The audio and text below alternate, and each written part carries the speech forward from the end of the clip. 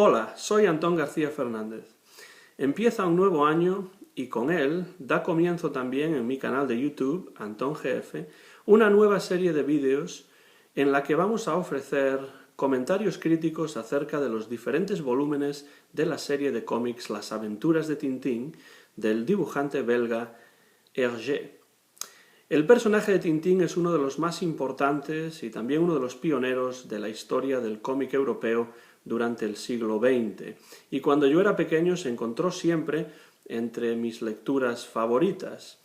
hasta el punto de que yo coleccionaba los álbumes de Tintín no solamente en español, sino también en inglés, en francés e incluso en otras lenguas que todavía no podía leer ni comprender, como por ejemplo el latín o el esperanto. Los libros de Tintín me ayudaron muchísimo a aprender inglés y francés, sobre todo francés, pues originalmente son libros que se publicaron en lengua francesa. Decayó un poco a lo largo de los años mi interés por esta serie de cómics, pero ha vuelto a renacer con la llegada de la edad adulta, hasta tal punto que releo los diferentes volúmenes de la serie de Tintín periódicamente, y también me he interesado por leer varios libros que existen acerca de Hergé y acerca de su obra, y esta serie de vídeos se va a centrar en comentarios críticos, como digo, acerca de la obra de Hergé, especialmente en lo que se refiere a Tintín, pero también acerca de la vida de Hergé, a la que vamos a ofrecer también un homenaje. Es imposible separar la obra de Hergé de la vida de Hergé, pues ambas están íntimamente relacionadas, además también con la convulsa historia del siglo XX en la que tanto la vida de Hergé como la obra de Hergé se inscriben. Vamos a iniciar esta serie de vídeos con el primer álbum de la serie, publicado en 1929-1930, que es Tintín en el país de los soviets, y siempre que mis compromisos profesionales me lo permitan, pues iré álbum por álbum, vídeo por vídeo, comentando todos los diferentes libros hasta el último volumen, que salió póstumamente en el año 1986, 3 años después de la muerte de Hergé en 1983, y que fue un álbum inacabado y que se titula Tintín y el arte alfa. Antes de hablar del primero de los volúmenes, que es Tintín en el país de los soviets, un álbum polémico donde los haya, tenemos que hablar un poco de la figura de Hergé, cuyo verdadero nombre era Georges Remy. Era bruselense y, bueno, él en varias entrevistas que concedió a lo largo de su vida, especialmente las que hizo con Numa Sadoul, y que se publicaron en el libro traducido al español como Conversaciones con Hergé, pues Hergé siempre recordaba su infancia como una época gris, triste, una época a la que no tenía ningún interés en regresar, pero siempre hablaba de su época juvenil como Boy Scout como uno de los momentos más felices de su vida y que más influencia tendrían en su vida posterior y también incluso en su obra. Tenemos que recordar que Hergé empezó a publicar las aventuras de Tintín en el año 1929, con esta aventura en el país de los soviets, y que escribió estos libros y dibujó estas aventuras en principio para ser publicadas en un suplemento juvenil del periódico 20e siècle, que era un periódico ultracatólico y ultraconservador dirigido por el padre Norbert Wallet. Y el padre Wallet tuvo muchísima influencia en la vida y en la obra de Hergé. Era un hombre, como digo, muy católico, muy conservador, que era amigo personal de Benito Mussolini, con lo que eso significa en ese momento histórico, y que dirigió la carrera de Hergé desde sus comienzos, e incluso la vida personal de Hergé, pues favoreció el padre Wallet que Hergé incluso se casase con su secretaria, que se llamaba Germaine Kikens. Y bueno, realmente decidió en los primeros años cuáles deberían ser los destinos del personaje de Tintín. Hay ciertos antecedentes del personaje de Tintín que son el personaje de Totor. Totor era un personaje que Hergé habría creado para una revista de Boy Scouts que se llamaba precisamente Le Boy Scout Belge, realmente Totor aunaba en ese personaje los ideales de los Boy Scouts. Era uno de los líderes de las tropas de Boy Scouts y tuvo una influencia importante en lo que luego sería Tintín. Llegados a 1929, Hergé tiene la oportunidad de dirigir este suplemento juvenil que se llamó Le Petit Vingtième, el pequeño Vingtième, ¿no? En el que además de escribir y dibujar las aventuras de Tintín, pues también se encargaba de muchos de los aspectos gráficos de ese suplemento para los más jóvenes. Es entonces cuando crea a Tintín, y realmente Tintín es un personaje en cierto modo bastante idealista. Es un personaje que pues en cierto modo parece un poco plano a primera vista. No tiene padres que se le conozcan, no tiene un pasado muy definido, no tiene una edad muy definida, tampoco va a envejecer a lo largo de la serie, ni siquiera tiene en ningún momento ningún interés de tipo romántico. De hecho, aparecen muy pocas mujeres en los libros de Tintín, algo que se le ha reprochado a Hergé cuando él simplemente estaba interesado en crear una serie que siguiese los ideales, en principio, de los Boy Scouts, con lo cual realmente escribió esta obra, en principio,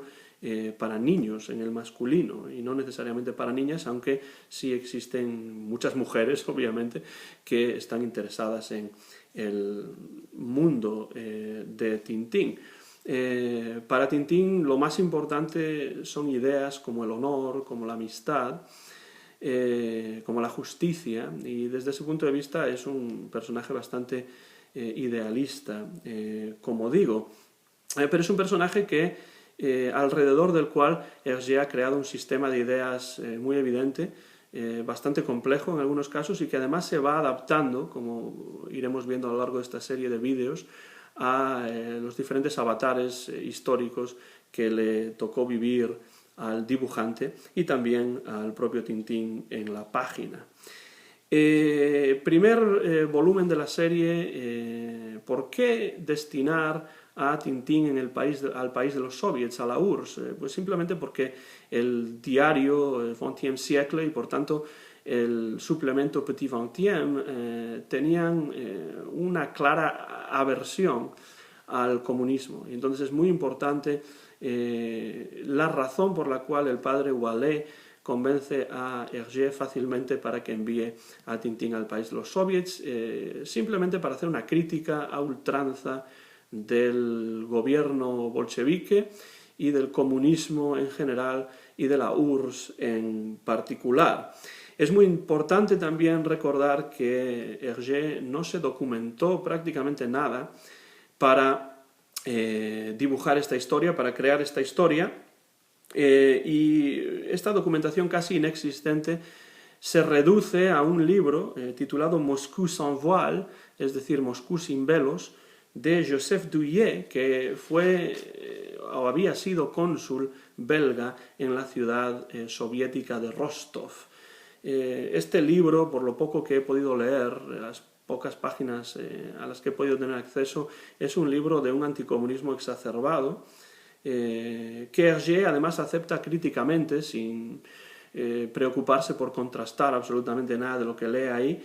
en el libro de Douillet, y suponiendo que, como Douillet había visto lo que cuenta en primera persona, pues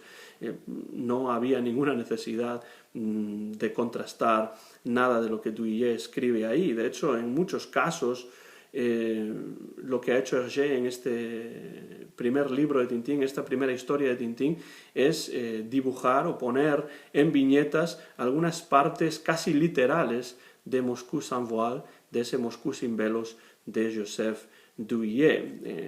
Es interesante que algunas de estas interpretaciones del comunismo de Hergé pues, tienen bastante parecido con la realidad. Sabemos que el comunismo históricamente es un sistema político y económico fracasado, pero claro, en estos momentos Hergé está haciendo una crítica a la URSS que es una crítica de segunda mano realmente. Él no sabía exactamente de lo que estaba hablando, más allá de lo poco que había leído en un libro que además tiene un sentido totalmente contrario al comunismo y al bolchevismo. En cuanto al estilo de Tintín, de las aventuras de Tintín en este primer volumen de la serie, todavía no estamos en los momentos de la línea clara. Los dibujos son bastante esquemáticos, pero van a ir mejorando a medida que avanza la historia, que se publicó a lo largo de más de un año en el Petit XXI. En estos momentos para Hergé, Tintín es simplemente una broma, no piensa que va a ser tan popular como acabará siendo, no tiene ni idea de que así será, y realmente para él no es más que un divertimento, y realmente no tiene esta historia un argumento definido, más allá de una serie de gags que se van entrelazando y que incluyen además muchas escenas, como digo, muy críticas con la URSS, muy críticas con el comunismo, y en algunos casos llega también a lo panfletario, que es lo que realmente es el libro Moscú sin velos de Joseph Duyé. Vamos a ver, por ejemplo, algunos ejemplos de cómo Hergé exagera en algunos casos la situación de la URSS en estos momentos bajo el régimen bolchevique. Hay un momento en el que Tintín se acerca a unas fábricas que parece que están trabajando, sale humo de las chimeneas, todo parece que está funcionando de maravilla, pero acaba dándose cuenta, junto a su perro Milú, por supuesto, que aparece aquí también ya en este primer volumen de la serie. Además, Milú tiene la facultad de hablar en estos primeros volúmenes de la serie de Tintín. Se da cuenta de que esas fábricas no son más que decorados y que detrás de esos decorados se están quemando balas de paja para que parezca que realmente sale humo por las chimeneas que ni siquiera son reales. El tema de las apariencias y la realidad siempre es un tema que le ha interesado a Hergé y ya se ve desde el principio, incluso en este contexto claramente anticomunista. Hay otro momento en el que se retrata el hambre que pasaba el pueblo ruso y cómo las instituciones trataban de manipular al pueblo. Hay una línea, una fila en la cual hay niños a los que se les está repartiendo pan y se les pregunta primero si son comunistas o si sus padres son comunistas, y cuando dicen que sí, se les da una hogaza de pan, cuando no, se les golpea vilmente, ¿no? Y entonces Tintín lo que hace es ayudar, robando pan y dándoselo a este niño que no lo iba a recibir simplemente porque dijo que sus padres no eran comunistas. Bueno, claramente los buenos, los malos, está muy claro aquí el maniqueísmo de Hergé en el primer volumen de esta serie de Tintín. También hay un momento muy famoso entre los fans de la literatura o de la obra de Hergé, que es el momento en el cual nos presenta las elecciones amañadas,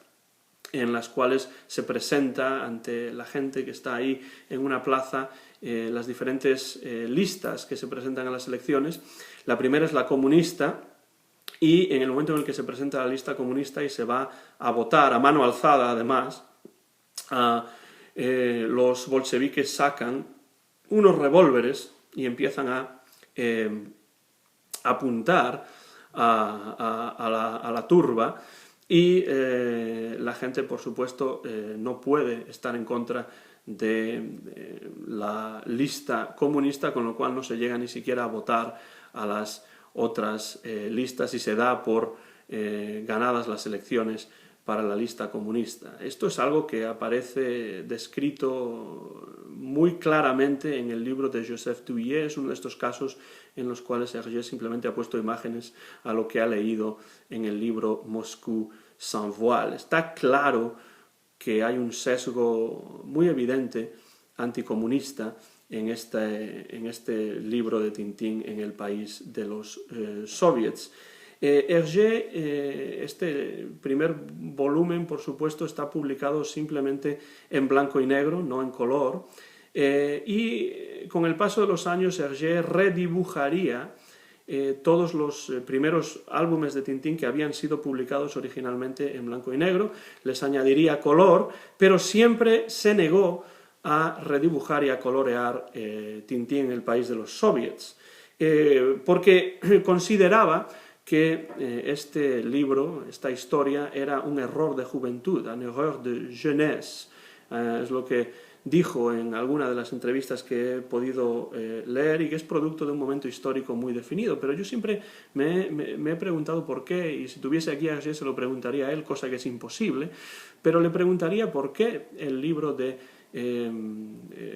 país de los soviets no se redibujó, y el siguiente volumen del que hablaremos en un vídeo posterior, que es Tintín en el Congo, que es una defensa a ultranza, en este caso, del colonialismo belga, del imperio depredador belga, ese sí lo redibujó. ¿Por qué ese sí y no el de Tintín en el país de los soviets? Yo la verdad es que no lo sé, me gustaría saberlo porque no tiene mucha lógica esa decisión de Hergé, teniendo en cuenta también lo panfletario del libro Tintín en el Congo, como veremos cuando hablemos de él en vídeos posteriores. El Petit Vingtième tuvo un éxito enorme gracias a Tintín durante este primer año de publicación, entre 1929 y 1930, con lo cual se creó una campaña publicitaria en la cual se vistió a un joven de Tintín con ese copete famoso que ya se va definiendo en este primer volumen de la serie, y se hizo que se montase este joven en un tren que llegase a Bruselas, de la misma manera que ocurre al final de Tintín en el país de los soviets, y cuando este joven, ayudado de una buena campaña publicitaria del diario del padre Wallet, llegó a Bruselas, cuando llegó a Bruselas había un montón de gente, había una multitud en la estación de tren de Bruselas para supuestamente dar la bienvenida a casa a Tintín, que regresaba del país de los soviets. Sin duda un libro polémico, un libro con muchas contradicciones, pero un libro que es hijo del momento histórico, y no solamente del momento histórico, sino del diario ultracatólico, ultraconservador, claramente anticomunista que era el XXe siècle, y también nos da una idea clarísima de un Hergé todavía muy influenciable, muy joven en estos momentos, que estaba muy claramente influido por las ideas políticas, por la ideología muy conservadora del padre Norbert Wallet, que dirigía el XXe siècle y que le dio su primera oportunidad para que crease el primer volumen de esta serie de aventuras de Tintín, que se convertiría realmente en el trabajo, en el legado de toda la vida de Georges Remy de Hergé. Terminamos aquí, por tanto, con este primer vídeo de esta nueva serie que vamos a llamar, no lo dije al principio pero lo digo ahora, Tintín y Hergé, y en ella vamos, a lo largo de los diferentes vídeos, vamos a ir repasando todos, la integral de los álbumes de las aventuras de Tintín. Espero que les haya parecido interesante, y si es así, dejen comentarios si les parece bien debajo del vídeo, y nos veremos en la siguiente entrega de esta serie de vídeos, que estará dedicada al siguiente álbum de Tintín, también publicado originalmente en el Petit Vingtième, que será Tintín en el Congo. Muchas gracias por la atención y feliz Año Nuevo.